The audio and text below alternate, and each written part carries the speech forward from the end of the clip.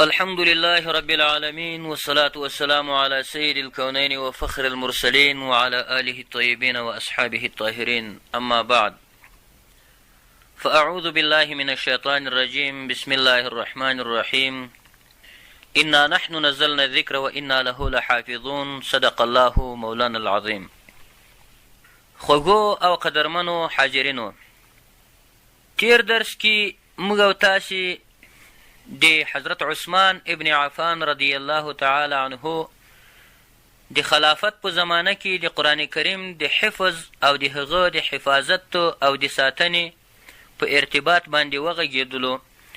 نن به موږ او تاسې د قرآن کریم په فضیلت او بهتري باندې وغږېږو، ځکه چې دا معجز کلام د الله جل جلاله د رسول اکرم صلی الله علیه وسلم له زمانې بیا تر ورځې د قیامت د بشریت لپاره د هدایت یوه مرجع او منبع را لېږلی ده.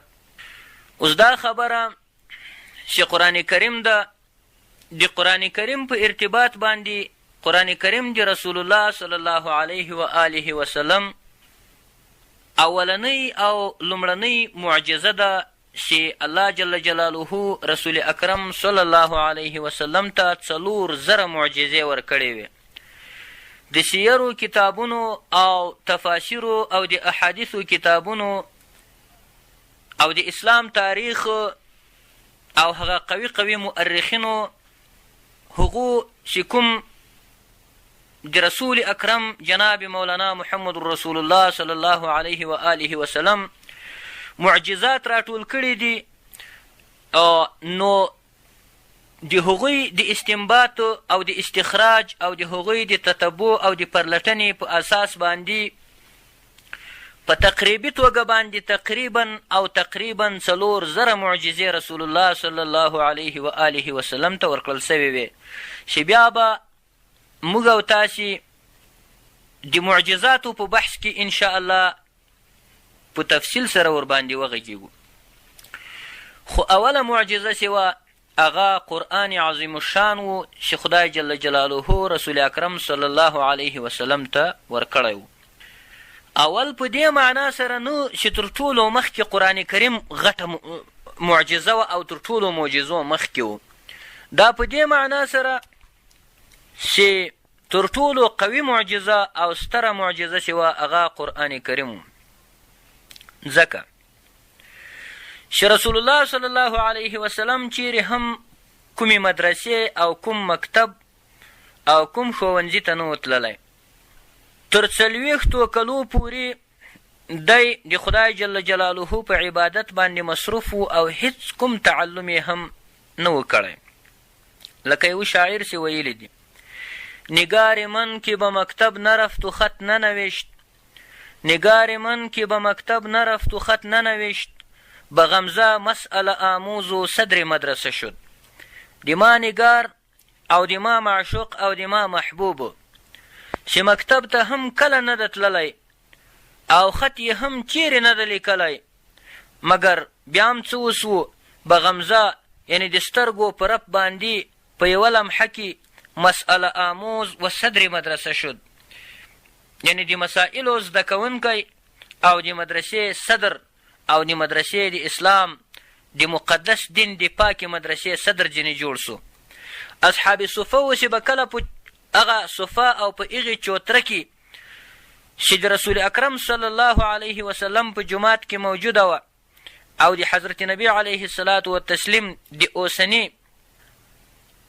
زیارت قبر مبارک چې د عائشې صدیقې کور ده د دغه له څنګه هغه چوتره اوس هم د جومات په داخل کې موقعیت لري او حاجیان صاحبان 2 رکعاته نفل د تبرک لپاره ورباندې کی.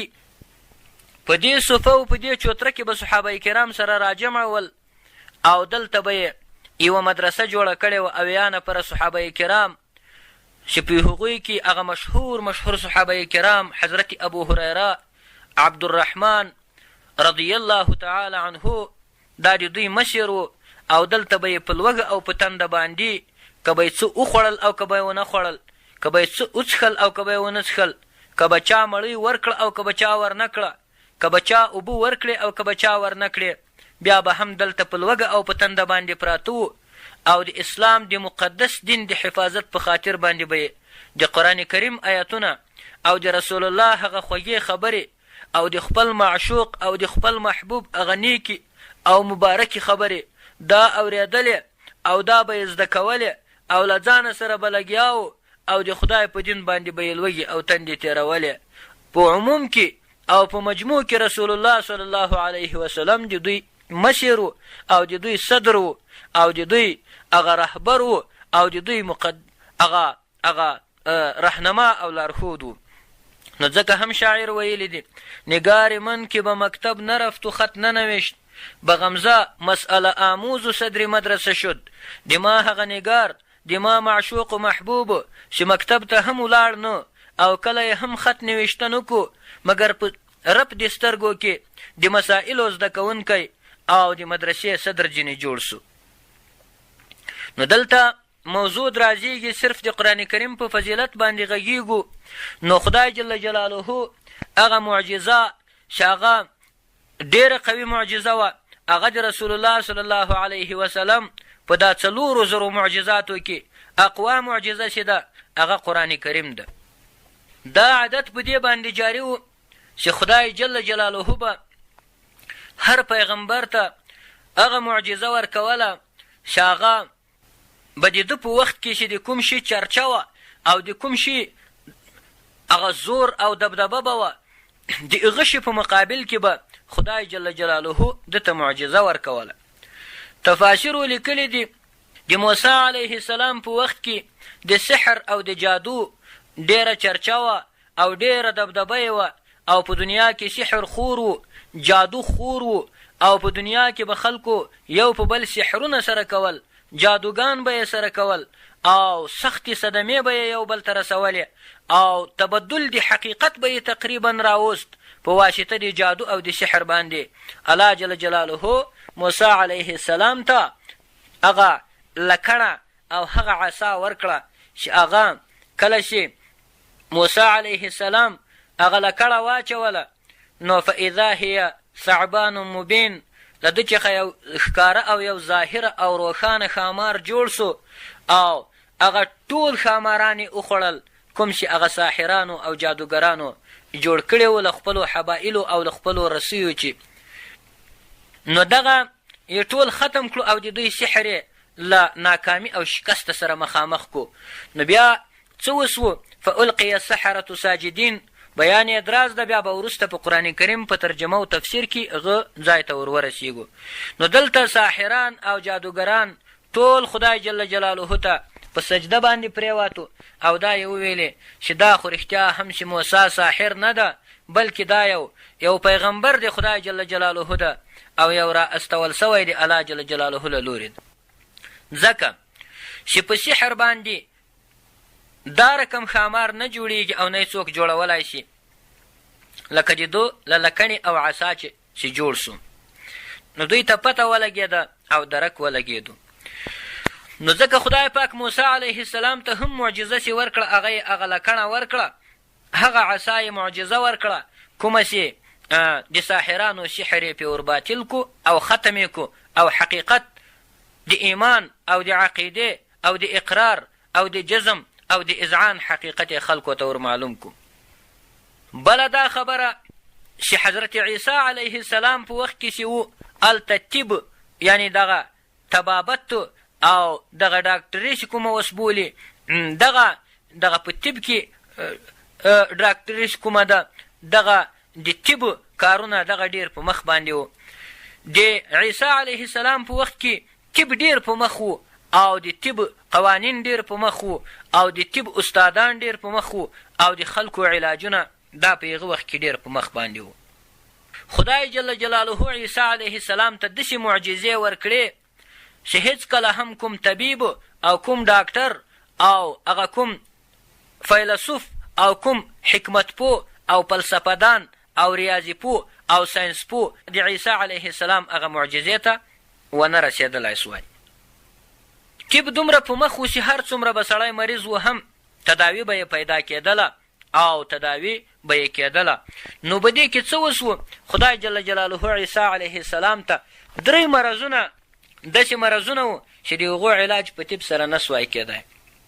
یو مرض په هغو کې دا و چې دغه پیس مرض چې یې بولي، ابرس مرض، هغه پیس مرض چې یې بولي، دغه پیس مرض چې و دا ډاکټرانو نه سوای په خپله تداوي باندې د ده علاج نه سوای کولی او دوی ځینې عاجز وو.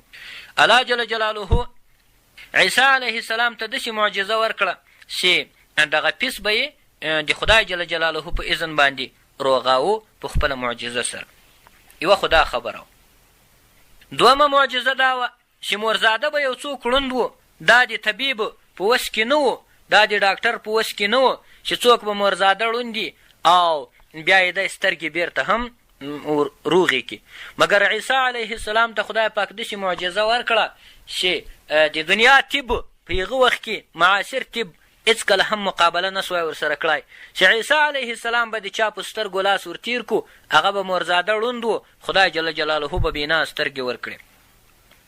قرآن کریم کې بیان ده، بیا به یې په تفصیل سره انشاءالله بیانوو. درېیمه هغه معجزه چې عیسی علیه السلام ته خدای جل جلاله ورکړې وه، هغه معجزه وه چې مړي به یې د خدای پاک په اذن باندې راژوندي کول. مړي ته یو سړی چې مړ شي د دنیا هېڅ طبیب او ډاکټر اوس هم نشي کولی، په هغه وخت کې هم نه سوای کولی چې دی بیرته راژوندی کړي. نو عیسی علیه السلام به مړي بیرته د خدای جل جلاله په اذن باندې راژوندي کول.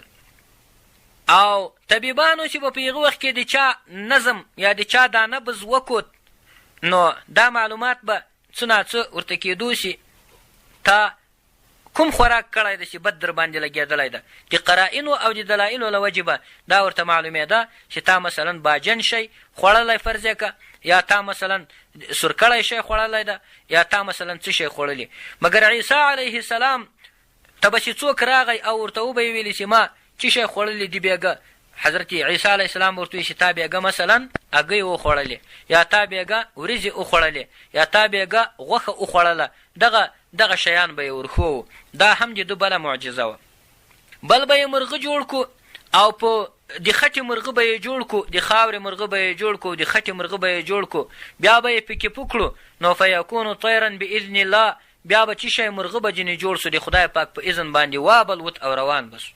او دغه یعنې هر پیغمبر ته خدای جل جلاله داسې معجزه ورکړه چې د هغه وخت هغه پرمختللی ساینس او ټکنالوژي او د هغه وخت هغه طب، د هغه وخت هغه سحر، د هغه وخت هغه کوم چې هغه ډېر پرمختللی شی به و، دا به یې متاوه. دا د الله جل جلاله معجزه وه چې پیغمبر ته به یې ورکړه. همدارنګه رسول اکرم صلی الله علیه وسلم ته خدای پاک قرآن ورکو. د قرآن کریم په اعجاز باندې هلته سړی پوهیږي چې علم دین حاصل کی او نحو زده کی او صرف زده کی او معانی زده کی او بدیع و بیان زده کی او استعارات و تشبیهات زده کی او علماء کرامو ته معلومیږي هغه شیان زده کی چې هغه ډېر مهم شیانی. یو شاعر ویلی دی قرآن کریم ته په خطاب کې ویلی دی، وای قدر زلفی تو بدانند کسانی که نیکو کرده باشند عبارات متول تحقیق. و ای قرآن کریمه د تا د زلفو د تا د آیتونو قدر هغه څوک پیژني چې د متول عبارتونه یې تحقیق کړي او متول یې زده کړی، بیا به د تا اعجاز او د تا قدر و منزلت ای قرآنه بیا هغه سړي ته معلومیږي. قدر زلفی تو بدانند کسانی که نیکو کرده باشند عبارات متول تحقیق. اوس خبره دا ده قرآن کریم په وخت کې چې کله نازلېدو مخکې موږ او تاسې په هغه مخکې درسونو کې ولوستل چې قرآن کریم چې نازلېده په هغه وخت کې عربو ته د شعر او د شاعري او د ادبیاتو ډېره دبدبه او ډېره چرچه او ډېر پرمختګ. نو د بلاغت او د فصاحت پرمختګ و، چا چې به بلیغ کلام ولوست او چا چې به فصیح کلام ولوست، به ډېر تکړه سړی و. خدای جل جلاله د دې ټولو کلامونو د ماتولو په حکمت سره خدای جل جلاله قرآن کریم راولېږه. هر څومره کوشش شو چې کفارو او منافقینو او یهودو او نصواراو وکړو، مګر د هیڅ چا هم دا په وس کې نه و چې د قرآن کریم په ضد باندې داسې یو شی یعنې د قرآن کریم په مثل باندې جوړ کړي. الله تعالی اختار او چلنج هم ورکو په قرآن کریم کې 3 وارې خدای جل جلاله 3 ځله هغو کسانو معارضینو د قرآن کریم ته اختار ورکوي. نمونې په توګه باندې اوله سپاره کې الله جل جلاله فرمای وإن كنتم في ريب مما نزلنا على عبدنا فأتوا بسورة من مثله وادعوا شهداءكم من دون الله إن كنتم صادقين. که چېرته تاسې په شک کې یاسته ای کفارو او منافقینو مما له هغو آیاتونو چې نزلنا علی عبدنا چې موږ نازل کړي دي په خپل بنده باندې، یعنې دا که چیرې تاسې د خدای کلام نه بولئ او د بنده کلام یې بولئ او مخترعات یې بولئ یا یې د شاعر کلام بولئ یا یې اساطیر الاولین د پخوانیو خلکو کیسې بولئ، نو څه وکئ؟ فأتو بصورة من مثله، تاسې په مثل د دغسې یو صورت جوړ کړئ. یو صورت دا خوا د 114 صورته ده، 7 حزبه ده، 540 رکوګانې دي او همدارنګه 6666 آیته ده او 10 سپارې ده. نو تاسې داسې وکئ چې یو دغه وړ صورت جوړ کړئ په مثل د ده. ودعو شهداءکم، او تاسې در وبولئ هغه خپل شعرا، هغه خپل فصحا او بلغا دي، تاسې هغه خپل لوی لوی خلک دي، تاسې در وبولئ کوم چیرې دغسې یو صورت جوړ کړو لکه د قرآن کریم چې تاسې په وس کې نسته. یو الله تعالی مه در بولئ، ځکه چې الله تعالی دغسې نور کلامونه هم جوړولی شي لکه دا جوړ کړی شي ده او رالیږلی شي ده. ان کنتم صادقین، که چېرته تاسې په دا خپلو خبرو کې صادقان یاست چې تاسې د بشر خبرې بولئ او د خدای جل جلاله خبرې نه بولئ. نو قرآن کریم لو معجزه و الله جل جلاله د دنیا اول خو د جزیرة العرب او بیا خو د دنیا ټول بلغا او ټول شعرا او ټول فصحا او ټول اهل حکمت او ټول د بلاغت والا او د فصاحت والا کسان په ځان پورې حیران کړو او قرآن کریم ته اوس هم لا حیران ګوري. تر ورځې د قیامته به هم څوک یو آیت په مثل د قرآن کریم باندې جوړ نه کړی شي او نه یې په وس کې شته.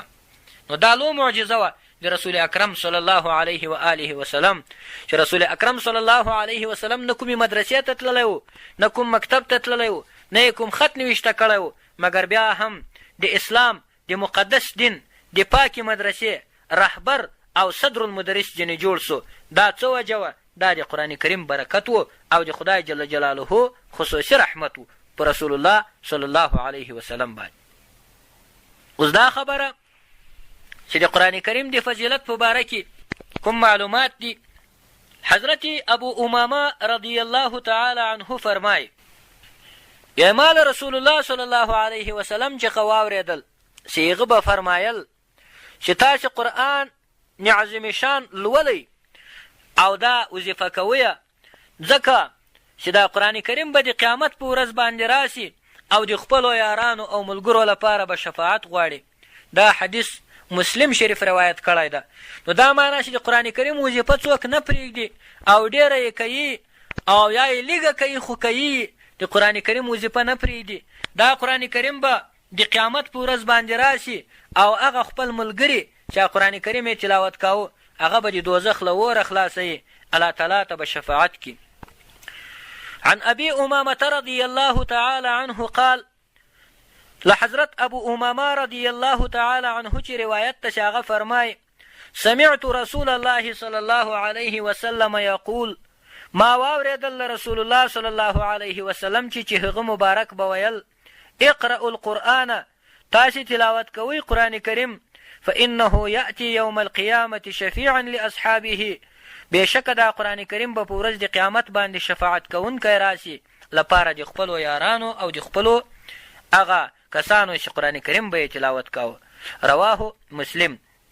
دا حدیث شریف امام مسلم ابن حجاج القشيري رحمت الله علیه په 804 مخ کې په مسلم شریف کې روایت کړی ده. وعن النواس بن سمعان رضي الله تعالى عنه قال سمعت رسول الله صلى الله عليه وسلم يقول، لحضرت نواس ابن سمعان رضي الله تعالى عنه چې یو صحابي ده هغه چې روایت ده چې هغه ویلی دی ما واورېدل رسول الله صلی الله علیه وسلم چې هغه به ویل یؤتى يوم القيامة بالقرآن وأهله الذين كانوا يعملون به في الدنيا. وایي راتګ به وشي د قیامت په ورځ باندې په قرآن کریم باندې او په هغو کسانو باندې چې هغو به په قرآن کریم باندې عمل کاوه په دنیا کې. تقدمه سورة البقرة وآل عمران تحاجان عن صاحبهما. چې د قرآن کریم په مخ کې به سورت بقره روانه او سورت عمران به روانې او دا دواړه به تحاجان عن صاحبهما، دوی دواړه به څه شی کوي؟ سورت بقر او سورت عمران به دواړه دفاع کوي له خپل هغه چا څخه چې قرآن کریم یې تلاوت کړی. رواه مسلم. دا حدیث شریف هم امام مسلم ابن الحجاج رحمت الله علیه په 805 مخ کې روایت کړی ده. نو دا معلومه خبره ده چې قرآن کریم به د قیامت په ورځ شفاعت کوي د خپلو لوستونکو. وعن عثمان بن عفان رضي الله تعالى عنه قال قال رسول الله صلى الله عليه وسلم خيركم من تعلم القرآن وعلمه. رواه البخاري. دغه حدیث حضرت عثمان ابن عفان رضی الله تعالی عنہ فرمای وای رسول الله صلی الله علیه و آله وسلم و فرمایل چې بهتر په تاسو کې هغه څوک د انسانانو چې قرآن کریم په خپله باندې زده کي او نورو ته هم ور وښیي.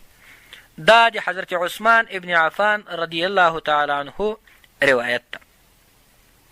حضرت عائشه رضی الله تعالی عنها یو حدیث شریف روایت کوي چې د حدیث مفهوم دا ده، هغه الفاظ له ما چې یو څه ګډوډ غوندې سوي دي، مفهوم د حدیث شریف دا ده چې حضرت عائشه رضی الله تعالی عنها فرمایي چې هغه څوک چې قرآن کریم تلاوت کوي او دی پکې ماهر، رسول الله صلی الله علیه وسلم وفرمایل چې هغه څوک چې قرآن کریم تلاوت کوي او دی په قرآن کریم کې ماهر، نو دا څه وړ ده؟ دا به له نیکانو پاکانو او صالحینو سره په ورځ د قیامت باندې وشي. او هغه څوک چې قرآن کریم تلاوت کوي او سم پکې ماهر نه او په تکلیف سره یې تلاوت کوي، نو د هغه لپاره خدای پاک 2 اجره ورکوي. هغه سړي ته الله جل جلاله 2 اجرونه ورکوي. یو اجر خدای جل جلاله د قرآن کریم د تلاوت ورکوي او بل اجر الله جل جلاله د تکلیف ورکوي چې مقصد دی ورسره په عذاب. نو د قرآن کریم د فضیلت په باره کې نن دغومره غږېدا بس ده. بیا به انشاءالله په راتلونکو درسونو کې نور هم پې غږېږو. والسلام علیکم ورحمة الله وبرکاته. استغفر الله لي ولکم ولسائر المسلمین.